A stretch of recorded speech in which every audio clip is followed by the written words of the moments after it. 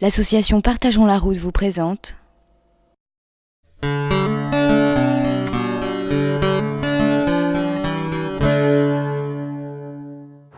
Bonjour à tous et bienvenue à Convivia, votre magazine des transports. Bonjour. Bonjour Fanny. Une chance qu'il n'y ait pas de radar ici. Les radars automatiques ont fait considérablement chuter le nombre des victimes de la route. Il y en a déjà près de 900 sur nos routes. Faut-il en ajouter? Nous avons posé la question à monsieur Georges Sarr, ancien ministre des Transports. Oui, et j'argumente de la façon suivante. Contrairement à ce que beaucoup de gens pensent, on se tue sur des petits trajets. On sort de chez soi, on va retrouver des amis, on va acheter un paquet de cigarettes. On connaît tellement la route qu'on a l'impression qu'on peut faire le chemin en fermant les yeux. C'est une erreur. Et il peut y avoir n'importe quel pépin à n'importe quel moment et n'importe quel endroit.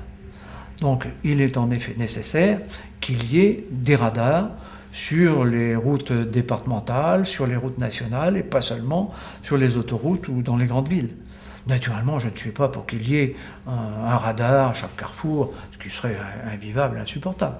Mais il est possible aujourd'hui d'arriver à un nombre satisfaisant sans pour autant que les automobilistes ou les autres vivent dans une société où le harcèlement ou le stress serait permanent. On ne peut pas vivre tout le temps sur le qui-vive. Il faut être attentif, il faut être sérieux, ne pas faire n'importe quoi au volant, mais ce n'est pas non plus la chasse qui est ouverte, chasse aux automobilistes ou autres. La solidarité, commun à plusieurs, chacun répondant du tout. Qu'en pensez-vous? Oui, je trouve que c'est très bien. Très bien. Oui. Est-ce que vous ne pensez pas que ça puisse être une belle définition sur les transports? Parce qu'on met les choses en commun, les infrastructures... Vous avez raison, notamment les transports, mais je pense pas seulement. Quand on va à un spectacle, quel qu'il soit, c'est aussi en commun. On fait beaucoup de choses avec les autres dans la vie, ne serait-ce qu'un repas. Bon, il y a des gens qui tout de suite vont mettre une ambiance sympathique. Il faut commencer. Il faut toujours un bout en train. Mais il y a quelqu'un qui fait ça avec esprit, l'humour. Donc c'est bien. Et c'est une très bonne définition de la solidarité. Monsieur Jean-Marc Duranteau, vous êtes expert du Code de la route aux éditions nationales du permis de conduire. Je me demandais, a-t-on le droit de stationner sa voiture à contresens dans une rue? Alors le Code de la route précise cette règle. Le conducteur doit s'arrêter ou stationner dans le sens de la circulation. Et ceci pour deux raisons très simples. C'est que ça évite de couper le sens de circulation des autres usagers pour entrer ou sortir de l'emplacement.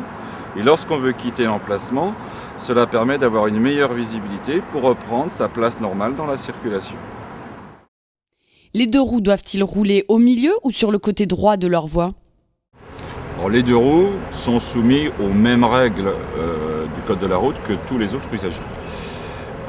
Les deux roues, on entend bien sûr, on inclut les cyclistes ou motocyclistes, doivent rouler sur la droite et notamment à un tiers de leur voie. Alors pourquoi un tiers de leur voie? Pour éviter parfois de se faire serrer par des automobilistes indélicats. Et souvent, s'ils circulent trop à droite de leur voie, la chaussée n'est pas toujours en bon état. Donc c'est pour ça qu'on conseille plutôt de circuler à un tiers de la voie en ce qui concerne les deux roues. Monsieur Bruno de Seguin, vous êtes directeur commercial d'Aviva. Un téléspectateur nous demande si l'assurance vol de sa moto comprend aussi son casque. Alors ça, faites bien attention. Concernant l'assurance vol de la moto seule est assurée. En ce qui concerne les accessoires, le casque et autres, il faut une extension de garantie dessus pour avoir l'assurance vol, ou sinon en cas de sinistre, vous ne serez pas couvert. Des questions concernant le code de la route ou les assurances vous préoccupent? Laissez-nous vos messages sur notre répondeur au 01 42 38 97 79. Merci de nous avoir suivis et rendez-vous la semaine prochaine, même jour, Même heure.